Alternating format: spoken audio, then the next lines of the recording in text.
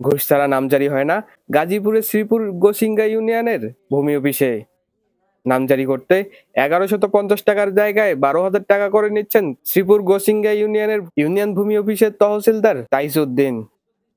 ঘুষ লেনদেনের এমন একটি ভিডিও প্রকাশ হলে আলোচনার সমালোচনার ঝড় ওঠে ওই এলাকায়।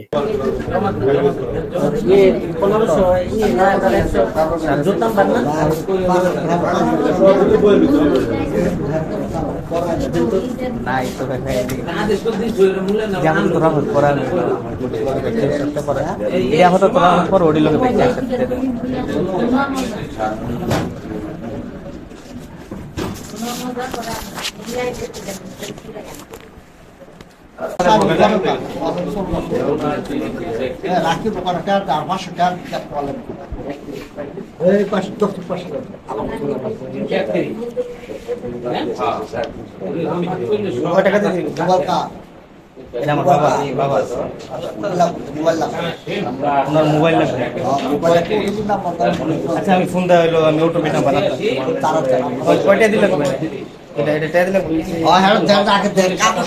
News channel 24 news desk.